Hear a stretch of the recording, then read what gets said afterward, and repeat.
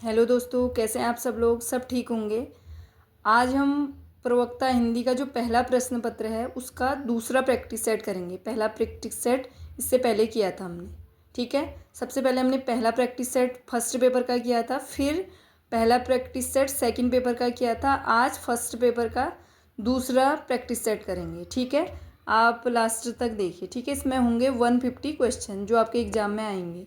150 question ही आपके exam में आएंगे। महत्वपूर्ण क्वेश्चन है, आप एक बार देख लीजिए, ठीक है। यदि आपको क्वेश्चन अच्छे लगते हैं तो आप इसे लाइक कीजिए, अपने दोस्तों को शेयर करें और चैनल को सब्सक्राइब करें, और नीचे कमेंट करके भी बता सकते हैं, ठीक है। इसमें पहला क्वेश्चन है, भूषण रीतिकाल की किस काव्यधारा के कवि हैं। भूषण रीतिकाल की किस काव्यधारा के कवि हैं। भूषण हैं रीतिबद्ध काव्यधारा के कवि, ठीक है।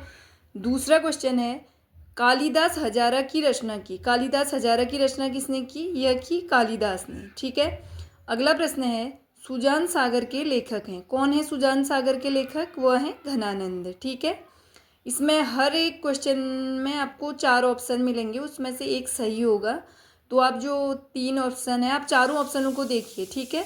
मैं आपको जो सही ऑप्शन है वह बताऊंगी, ठीक है। संदेश रासक के रचयिता हैं। कौन है संदेश रासक के रचयिता। वो हैं अब्दुल रहमान, ठीक है। अगला प्रश्न है, विद्यापति की कौन सी रचना अभी तक संपादित होकर प्रकाशित नहीं हुई। विद्यापति की ऐसी कौन सी रचना है जो रचना अभी तक संपादित होकर प्रकाशित नहीं हुई, ठीक है। वह है कीर्ति पताका, ठीक है। अगला प्रश्न है, आत्मबोध किसकी रचना है। आत्मबोध किसकी रचना है। यह है गोरखनाथ की, ठीक है। अगला प्रश्न है, माधव हम परिणाम निराशा। यह काव्य पंक्ति किस कवि की है। यह है विद्यापति की, ठीक है। अगला प्रश्न है, सिद्ध कवियों द्वारा प्रयुक्त भाषा को कहा जाता है। सिद्ध कवियों द्वारा प्रयुक्त भाषा को कहा जाता है संधा भाषा। संधा भाषा, ठीक है। अगला प्रश्न है, निम्नलिखित में से किस रासो काव्य का मूल वर्ण विषय वीर रस न होकर श्रृंगार रस है। कौन सा रासो काव्य है जिसका जो मूल विषय है वो वीर रस न होकर श्रृंगार रस है। वह है विसलदेव रासो, ठीक है। अगला प्रश्न है, आलखंड का दूसरा नाम था। आलखंड का दूसरा नाम था परमाल रासो, ठीक है। अगला प्रश्न है, परमाल रासो काव्यकृति के कवि कौन है। परमाल रासो काव्यकृति के कवि हैं जगनीक, ठीक है। अगला प्रश्न है, पंडित चंद्रधर शर्मा गुलेरी ने किसको पुरानी हिंदी का प्रथम कवि स्वीकार किया है। जो चंद्रधर शर्मा गुलेरी जी हैं उन्होंने किसे पुरानी हिंदी का प्रथम कवि माना है। किसे माना है। राजा मुंजे को, ठीक है। अगला प्रश्न है, हालात कन्हैया किसकी रचना है। हालात कन्हैया रचना है अमीर खुसरो की। अगला प्रश्न है, इनमें कौन सा काव्य ग्रंथ मैथिली शरण गुप्त का काव्य ग्रंथ नहीं है। 4 ऑप्शन है, इसमें से कौन सा काव्य ग्रंथ है जो मैथिली शरण गुप्त का नहीं है। वह है मानसी, ठीक है। अब अगला प्रश्न देखिए, राम तुम्हारा चरित स्वयं ही काव्य है, कोई कवि बन जाए सहज संभाव्य है। यह किस कवि ने कहा है। किस कवि ने कहा है। यह मैथिली शरण गुप्त जी ने कहा है, ठीक है। अगला प्रश्न है, निम्नलिखित में से किस प्रबंध काव्य की रचना इस उद्देश्य से हुई है कि उर्मिला काव्य की उपेक्षिता न रह जाए।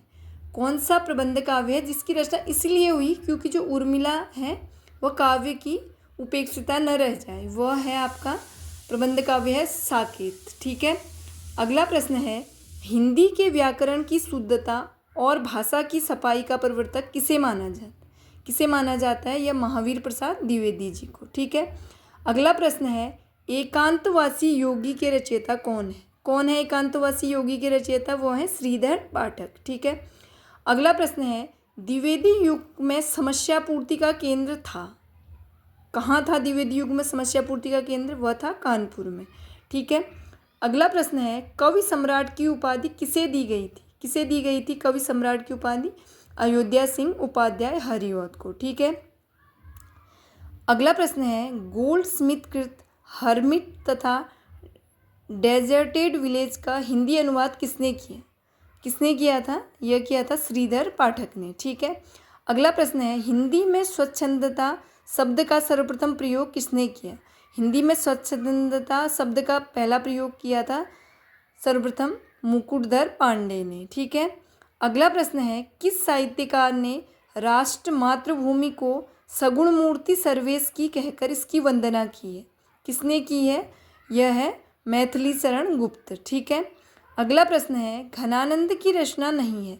4 ऑप्शन है, इसमें से कौन सी घनानंद की रचना नहीं है? यह है साहित्य सार। ठीक है। सुजान सार, विरह लीला और कोक सार ये घनानंद की रचना है। अगला प्रश्न है, निम्नलिखित में से कौन सी रचना सेनापति की है? 4 ऑप्शन है, इसमें से कौन सी रचना सेनापति की है वह बतानी है। यह है कवित्त रत्नाकर। ठीक है। अगला प्रश्न है, काव्य रसायन के रचयिता कौन है? काव्य रसायन के रचयिता कौन है? यह है देव। ठीक है। अगला प्रश्न है, निम्नलिखित में कौन सा भूषण की रचना नहीं है? कौन सी है जो भूषण की रचना नहीं है? वह है रतन बावनी। ठीक है। जग की कविताई के धोखे रहे हयांग प्रवीणन की मति जात जकी। किसकी पंक्तियाँ हैं? किसकी पंक्तियाँ हैं? यह है घनानंद की। ठीक है। अगला प्रश्न है, रीतिकालीन कवि बिहारी की कविता को शक्कर की रोटी किसने कहा है? किसने कहा है? यह कहा है पद्म सिंह शर्मा ने। अगला प्रश्न है, प्रबंध काव्य को वनस्थली और मुक्तक को गुलदस्ता किसने कहा है? यह कहा है रामचंद्र शुक्ल ने। अगला प्रश्न है, अमीय हलाहल मद भरे श्वेत श्याम रत्नार किसकी पंक्ति है? यह है रसलीन की। ठीक है। अगला प्रश्न है, रस पीयूष निधि के रचनाकार हैं। कौन है रस पीयूष निधि के रचनाकार? यह है आचार्य सोमनाथ। ठीक है। अगला प्रश्न है, प्रेम मार्ग का ऐसा प्रवीण और धीर पथिक तथा जमादानी का ऐसा दावा रखने वाला ब्रजभाषा का दूसरा कवि नहीं हुआ। आचार्य शुक्ल का उक्त कथन किस रीतकालीन कवि के विषय में? कौन सी कवि हैं ये? घनानंद हैं। ठीक है। अगला प्रश्न है, तपै लागी अब जेठ अषाढ़ी हो मोहि पीऊ भी छाजनी भई गाड़ी तन तिन उर भा झूरों खरी भई बरखा दुख आगरी जरी।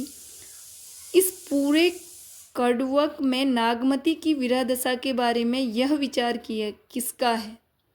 यह आशिक मासूकों का निर्लज्ज प्रलाप नहीं है, यह हिंदू गृहिणी की विरहवाणी है। इसका सात्विक मर्यादापूर्ण माधुर्य मनोहर है। किसने कहा? यह कहा है रामचंद्र शुक्ल ने। ठीक है। अगला प्रश्न है, हिंदी साहित्य का सर्वश्रेष्ठ विरह वर्णन नागमती का विरह वर्णन किस ग्रंथ में संकलित है? किस ग्रंथ में है? यह है पद्मावत में। ठीक है। अगला प्रश्न है, निम्नलिखित विकल्पों में से किसे हिंदी की शैली नहीं मानेंगे? किसे नहीं मानेंगे? हम मानेंगे मनस्वी को नहीं मानेंगे, मसनवी को, सॉरी। ठीक है, मसनवी को। संस्कृतनिष्ठ हिंदी, ये हिंदी की शैली है, हिंदुस्तानी भी है, दक्षिणी भी है, लेकिन मसनवी नहीं है। ठीक है।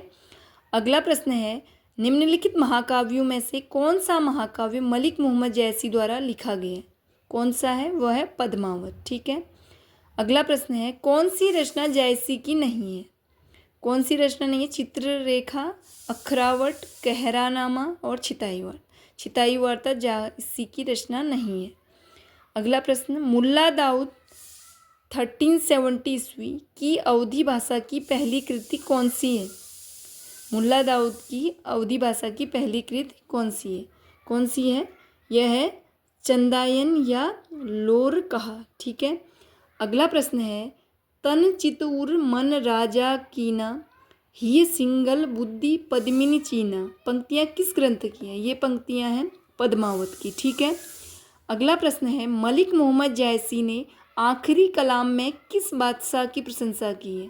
किस बादशाह की प्रशंसा की है? यह बाबर की प्रशंसा की है। ठीक है। अगला प्रश्न है, सूफी कवि किस शाखा से संबंधित थे? सूफी कवि किस शाखा से संबंधित थे? ये थे प्रेमाश्रयी शाखा से। ठीक है। अगला प्रश्न है, निम्नलिखित में से कौन सा कवि सगुण भक्ति धारा का कवि नहीं है? कौन सा है? वो है कुतुबन। ठीक है। अगला प्रश्न देखिए, आल्हा उदल नामक वीर सरदारों की वीरतापूर्ण लड़ाइयों का वर्णन निम्न में से किस ग्रंथ में है? कौन सा ग्रंथ है जिसमें आला उदल नामक वीर सरदारों की वीरतापूर्ण लड़ाइयों का वर्णन है? वह है परमाल रासो। ठीक है। बार बार एग्जाम में आया है, थोड़ा घुमा के आ जाता है कभी, किसके रचयिता कौन है, इसका दूसरा नाम कौन सा है, तो आप ध्यान से इस क्वेश्चन को देख लीजिए। ठीक है। अगला प्रश्न है, डॉक्टर रामकुमार वर्मा ने अपने इतिहास ग्रंथ हिंदी साहित्य का आलोचनात्मक इतिहास में हिंदी का पहला कवि किसे माना है? किसे माना है? यह है स्वयंभू। ठीक है। अगला प्रश्न देखिए, नाथ साहित्य का आरंभकर्ता किसे माना जाता है?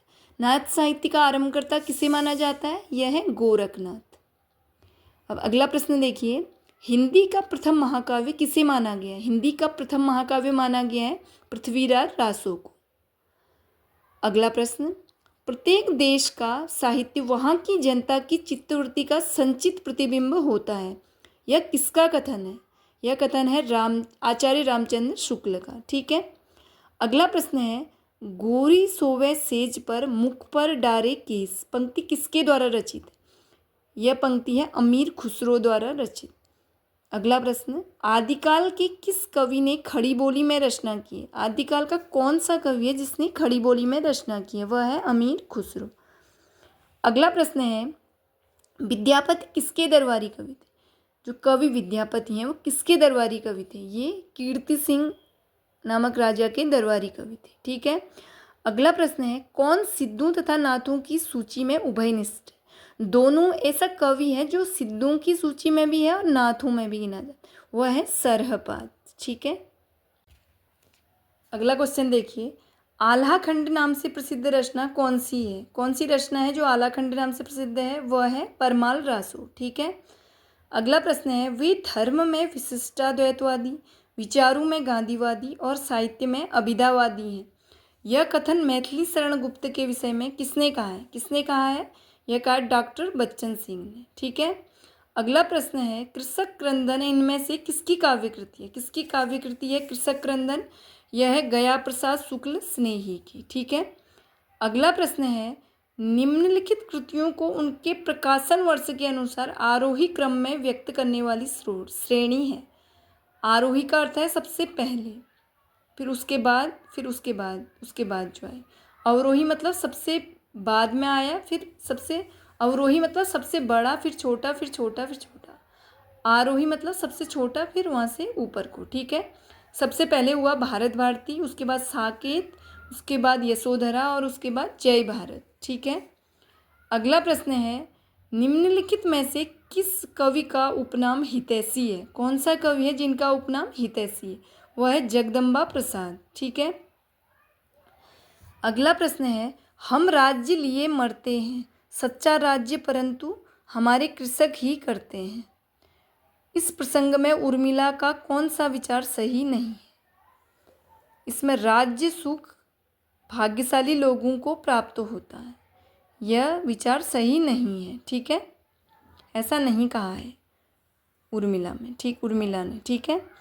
अगला प्रश्न है, आज रात इससे परदेसी चल कीजिए विश्राम यहीं, जो कुछ वस्तु कुटी में मेरे ग्रहण संकोच नहीं। प्रस्तुत काव्य पंक्तियों के रचनाकार हैं। प्रस्तुत काव्य पंक्ति हैं श्रीधर पाठक की। ठीक है। अगला प्रश्न है, निम्न में से कौन सी रचना रत्नाकर की नहीं है? कौन सी रचना है जो रत्नाकर की नहीं है? वह है सुंदरी तिलक। ठीक है। अगला प्रश्न है, पथिक किसका काव्य संग्रह है? पथिक किसका काव्य संग्रह है? यह है राम नरेश त्रिपाठी का। ठीक है। अगला प्रश्न है, अयोध्या सिंह उपाध्याय का ग्रंथ प्रिय प्रवास भाषा में लिखा गया, किस भाषा में लिखा गया है प्रिय प्रवास? यह है खड़ी बोली में। ठीक है। अगला प्रश्न है, श्रीधर पाठक ने कौन सा अनुवाद ब्रज भाषा में किया है? कौन सा अनुवाद इन्होंने ब्रज भाषा में किया है? ये है रचना उजड़ ग्राम। ठीक है। अगला प्रश्न है, मेरी भव बाधा हरो राधा नागर सोई, जातन की झाई परें श्याम हरित दुति होई। मैं रेखांकित अंश से संकेतित नहीं है। कौन सा नहीं है? यह है गौरवर्णी राधा का श्यामवर्णी होना। ठीक है। अगला प्रश्न है, सनी कज्जल चख झक लगन उपजो सुदिन स्नेह, क्यों न नृपति है भोगवे लहि सुदेशु सबु देह। इस दोहे में बिहारी के किस विशिष्ट ज्ञान का परिचय प्राप्त होता है? इसमें उनके ज्योतिष विषय ज्ञान का विशिष्ट ज्ञान का परिचय प्राप्त होता है। ठीक है। अगला प्रश्न है, तो पर वारों उर्वशी सुनी राधिके सुजान, तू मोहन कै उर्वशी है उर्वशी समान। मैं रत्नाकर जी ने उर्वशी का क्रमशः अर्थ किया है। क्या अर्थ किया है? अप्सरा विशेष, उर्मे बसी और भूषण विशेष। ठीक है। अगला प्रश्न है, बिहारी के किस दोहे में भक्ति का संदर्भ नहीं है? कविवर बिहारी का कौन सा दोहा है जिसमें भक्ति का संदर्भ नहीं है? यह है, फिर फिर चितु उत ही रहतु, टूटी लाज की लाव, अंग अंग छवि झोर में, भयों भौर की नाव। ठीक है, इसमें भक्ति का संदर्भ नहीं है। अगला प्रश्न है, स्वच्छंद प्रवाह के प्रमुख कर्ताओं में रसखान, आलम, ठाकुर, घनानंद, बोधा और द्विजदेव का नाम लिखा जा सकता है। डैश डैश, इन सब में श्रेष्ठ घनानंद ही प्रतीत होते हैं। यह कथन किसका है? किसका है? यह है विश्वनाथ प्रसाद मिश्र का। ठीक है।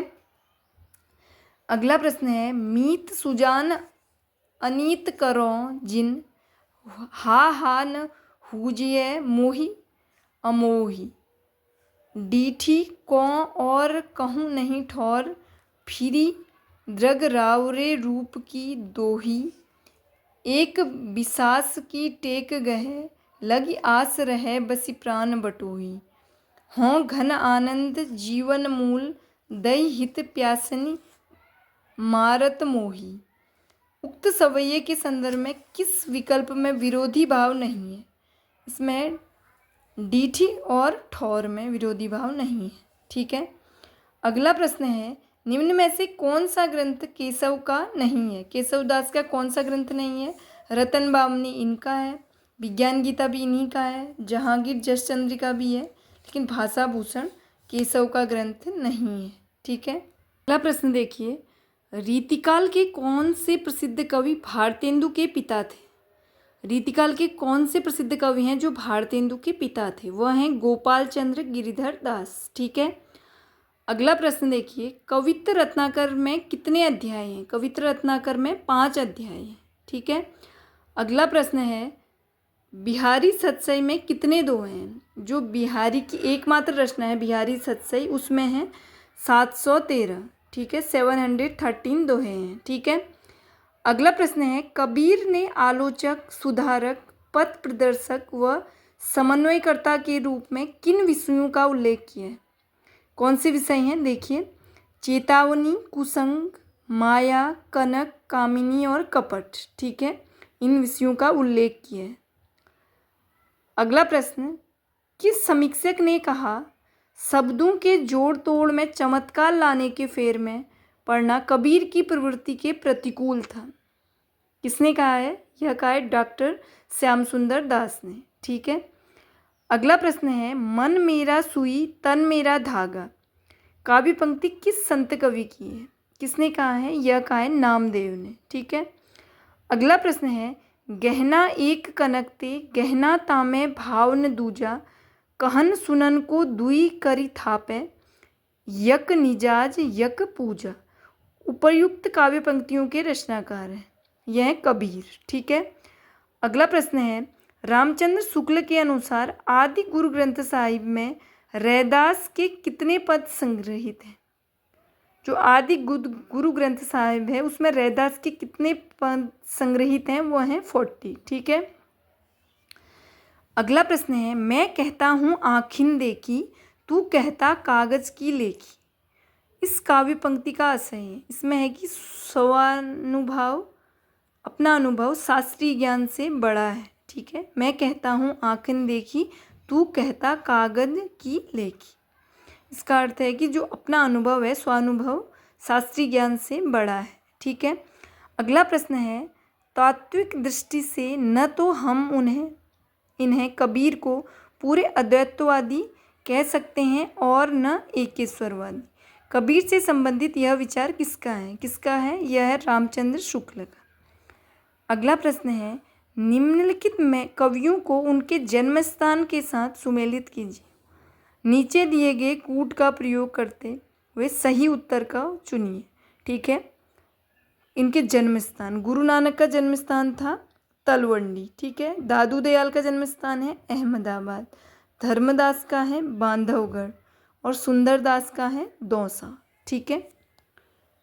अगला प्रश्न देखिए, तन नाम बुन नाम तजा कबीर, राम नाम लिख लियो शरीर, मूसी मूसी रोवे कबीर की माई, ए बारीक कैसे जीवहि खुदाई।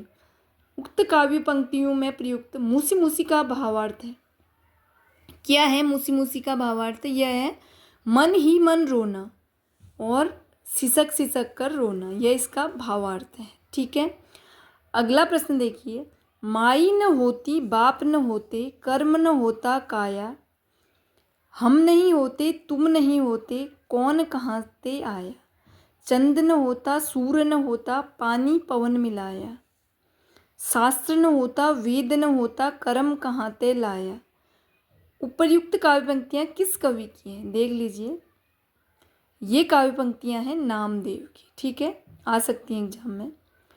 अगला प्रश्न है, किस कवि की रचना से प्रभावित होकर अकबर ने गोवध बंद करवा दिया था? कौन सा कवि है जिसकी काव्य रचना से प्रभावित होकर अकबर ने जो गाय का वध है गोवध उसको बंद कर दिया था? वो है संत दादू दयाल, ठीक है।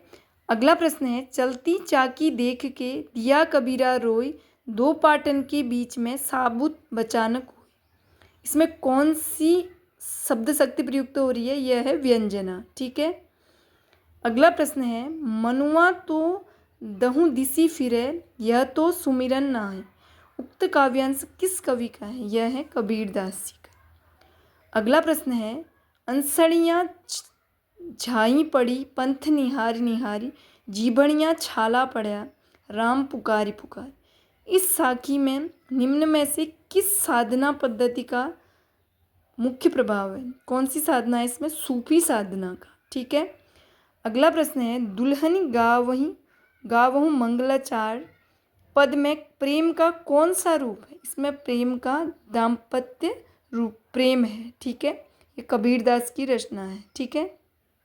अगला प्रश्न है, एक अचंबा देखा रे भाई, ठाढ़ा सिंह चरावे गाई, पहले पूत पीछे भई माई, चेला क्वै गुरु लागे पाई, जल की मछली तरबर ब्याई, पकड़ी बिलाई मुर्गे खाई, बेलही डारी गूनी घरी आई, कुत्ता कूले गई बिलाई, तली करी सासा ऊपर करी मूल, बहुत भांति जड़े लागे फूल, कहे कबीर का पद को बूझे, ताकू तिन्यों त्रिभुवन सूझे। पद के संदर्भ में असंगत है, क्या गलत है इस पद के संदर्भ में? यह है भक्ति की चरम दशा, ठीक है। उलटबासी है, यह एक योग की साधना पद्धति है और गेयता में गाई जाती है, लेकिन भक्ति की चरम दशा नहीं है। अगला प्रश्न है, ढाई आखर प्रेम का पढ़े सो पंडित होय, यह पंक्ति किस कवि की है? यह कबीरदास की पंक्ति है, ठीक है। अगला प्रश्न है, गुरु नानक का जन्म कहाँ हुआ था? पहले भी आ गया है, गुरु नानक का जन्म हुआ था तलवंडी में, ठीक है। अगला प्रश्न है, विठोबा का भक्त किसे माना जाता है? कौन है जो विठोबा का भक्त माना जाता है? वह है नामदेव। अगला प्रश्न है, श्रृंगार रस के घोर विरोधी कौन से संत कवि थे? कौन से संत कवि थे जो श्रृंगार रस के घोर विरोधी थे? वह है सुंदरदास। अगला प्रश्न है, हिंदी शब्दानुशासन के लेखक हैं? हिंदी शब्दानुशासन के लेखक हैं किशोरीदास वाजपेयी। अगला प्रश्न है, हिंदी का प्रथम व्याकरण लिखने वाला विद्वान है? हिंदी का प्रथम व्याकरण किसने लिखा? यह लिखा था जोशुआ कैटलर ने, ठीक है। अगला प्रश्न है, ए हिस्ट्री ऑफ हिंदी लिटरेचर के लेखक हैं? ए हिस्ट्री ऑफ हिंदी लिटरेचर के लेखक हैं फ्रैंक ई के। अगला प्रश्न है, आचार्य रामचंद्र शुक्ल ने द्वितीय उत्थान का समय कब से कब तक माना है? आचार्य रामचंद्र शुक्ल ने द्वितीय उत्थान का समय माना है 1893 से 1918 तक, ठीक है। अगला प्रश्न है, यद्यपि मैं खुद उर्दू का बड़ा पक्षपाती हूँ, लेकिन मेरे विचार में हिंदी को विभाषा या बोली कहना उचित नहीं। किसका कथन है? यह कहा है गारसाद तासी ने, ठीक है। अगला प्रश्न है, आचार्य रामचंद्र शुक्ल ने प्रथम उत्थान का समय कब से कब तक माना है? रामचंद्र शुक्ल ने प्रथम उत्थान का समय माना है 1868 से 1893। अगला प्रश्न है, पुरानी हिंदी ग्रंथ के लेखक हैं। पुरानी हिंदी ग्रंथ के लेखक हैं चंद्रधर शर्मा गुलेरी। ठीक है। अगला प्रश्न है, हिंदी साहित्य का दूसरा इतिहास ग्रंथ के लेखक हैं। हिंदी साहित्य का दूसरा इतिहास ग्रंथ के लेखक हैं बच्चन सिंह। ठीक है। अगला प्रश्न है, हिंदी साहित्य का आधा इतिहास इनमें से किसने के द्वारा लिखा गया? हिंदी साहित्य का आधा इतिहास लिखा डॉक्टर सुमन राज। अगला प्रश्न है, रामचंद्र शुक्ल ने हिंदी साहित्य के आधुनिक काल को किस अन्य नाम से अभिहित किया? यह है गद्य काल। ठीक है। अगला प्रश्न है, भारतेंदु युगीन काव्य के संदर्भ में कौन सा विवरण सही नहीं है? यह है, इस युग में खड़ी बोली की नवीन काव्य शैली का प्राधान्य रहा। यह विवरण सही नहीं है। अगला प्रश्न है, उन्होंने निज भाषा शब्द का व्यवहार किया है। मिली जुली, आम, फहम, राष्ट्रभाषा आदि शब्दों का नहीं। प्रत्येक जाति की अपनी भाषा है और वह निज भाषा की उन्नति के साथ उन्नत होती है। आचार्य हजारी प्रसाद द्विवेदी का यह कथन किस विद्वान के प्रति?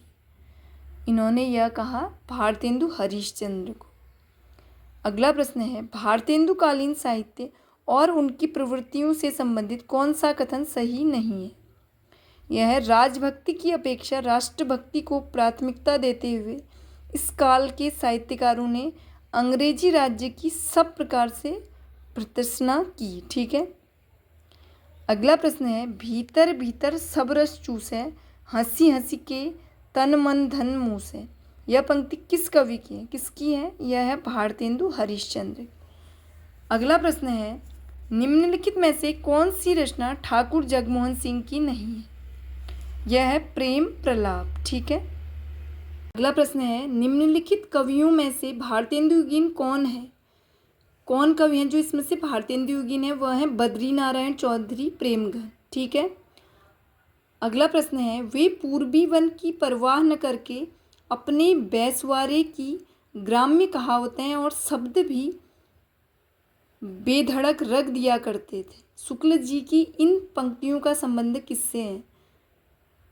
वे पूर्वी वन की परवाह न करके अपने बैसवारे की ग्राम्य कहावतें और शब्द भी बेधड़क रख दिया करते थे। शुक्ल जी की इन पंक्तियों का संबंध किससे है? यह है प्रताप नारायण मिश्र से। ठीक है। अगला प्रश्न है, घूरे क लत्ता बीने, कनातन क डोल बांधे, जैसा शीर्षक किस कवि ने दिया था? यह शीर्षक दिया था प्रताप नारायण मिश्र ने। अगला प्रश्न है, 8 मास बीते जजमान, अब तो करो दक्षिणादान। पंक्तियों का संबंध किस संपादक से है? यह पंक्तियां हैं प्रताप नारायण मिश्र की। ठीक है। अगला प्रश्न है, गद्य रचना को एक कला के रूप में ग्रहण करने वाले, कलम की कारीगरी समझने वाले लेखक थे। कौन थे? यह है बद्री नारायण चौधरी प्रेमघर। ठीक है। अगला प्रश्न है, अति सूदो प्रेम को मार्ग है, जहाँ नेक नैकु सयानप बाक नहीं। इन पंक्तियों के रचनाकार हैं घनानंद। ठीक है। अगला प्रश्न है, जतपि सुजात सुलक्षणी, सुबरन सरस सुव्रत, भूषण बिनु न बिराजे, कविता बनिता मित। उपर्युक्त कथन किस रीतकालीन कवि का है? किसका है? यह है केशवदास का। अगला प्रश्न है, ब्रज भाषा की श्रृंगारी कवियों की परंपरा में इन्हें अंतिम प्रसिद्ध कवि समझना चाहिए। आचार्य रामचंद्र शुक्ल ने यह तथ्य किस कवि के बारे में कहा है? यह द्विजदेव के बारे में कहा है। ठीक है। अगला प्रश्न है, रीतिकालीन कवि भूषण की कविता का मुख्य संवेदनात्मक स्वर है। क्या है? यह प्रशस्ति परक। ठीक है। अगला प्रश्न है, हिंदी में रीति का प्रयोग साधारणतः लक्षण ग्रंथों के लिए होता है। जिन ग्रंथों में काव्य के विभिन्न अंगों का लक्षण उदाहरण सहित विवेचन होता है उन्हें रीति ग्रंथ कहते हैं। उक्त कथन किसका है? यह कथन है डॉक्टर नगेंद्र का। ठीक है, डॉक्टर नगेंद्र का। अगला प्रश्न है, रीतिकाल को श्रृंगार काल किसने कहा? रीतिकाल को श्रृंगार काल कहा विश्वनाथ प्रसाद मिश्र ने। ठीक है। अगला प्रश्न देखिए, कौन सा विकल्प सुसंगत नहीं है? कौन सा है? काव्य विवेक है चिंतामणि का, शिवा बावनी है भूषण का, व्रत कौमुदी है मतीराम का, लेकिन प्रताप सिंह विरुदावली सेनापति का नहीं है। ठीक है। अगला प्रश्न है, केशवदास के कृतित्व विषयक कौन सा कथन सही नहीं है? यह है, रामचंद्रिका में कथा के क्रमबद्ध रूप और अवसर के अनुकूल विस्तार संकोच का विशेष ध्यान रखा गया है। अगला प्रश्न है, किस विकल्प में सभी रचनाएं भिखारीदास की हैं? यह है, काव्य निर्णय, रस सारांश और छंदोर्ण पिंगल। ठीक है, यह भिखारीदास की रचना है। अगला प्रश्न है, मतीराम से संबंधित कौन सा कथन सही नहीं है? यह है, रसराज के नायक नायिका अत्यधिक चतुर और क्रिया विदग्ध हैं। यह कथन गलत है। ठीक है। अगला प्रश्न है, रहीम किसके दरबार में कवि थे? रहीम किसके दरबार में कवि थे? ये अकबर के दरबार में कवि थे। ठीक है। अगला प्रश्न है, इनकी उक्तियाँ ऐसी लुभावनी हुई कि बिहारी आज परिवर्ती कभी भी उनमें से बहुतों का अपहरण करने का लोभ न रोक सके। आचार्य शुक्ल की यह उक्ति किस कवि के विषय में? यह उक्ति उन्होंने कही रहीमदास जी के लिए। ठीक है। अगला प्रश्न है, भक्ति रसामृत सिंधु के रचयिता कौन है? कौन है भक्ति रसामृत सिंधु के रचयिता? रूप गोस्वामी। ठीक है। अगला प्रश्न है, जिस प्रकार मीराबाई ने जाके सिर मोर मुकुट मेरो पत सोई कहकर कृष्ण की भक्ति पति रूप में की, उसी प्रकार किस दक्षिण भारतीय भक्त कवित्री ने कहा कि स्वामी कृष्ण के अतिरिक्त किसी और को अपना पति नहीं बना सकती? यह कहा है अंदाल ने। ठीक है, अंदाल है इनका नाम। अगला प्रश्न है, निम्न में विष्णु संप्रदाय को किस संज्ञा से भी अभिहित किया जाता है? विष्णु संप्रदाय को हम रुद्र संप्रदाय भी कहते हैं। ठीक है।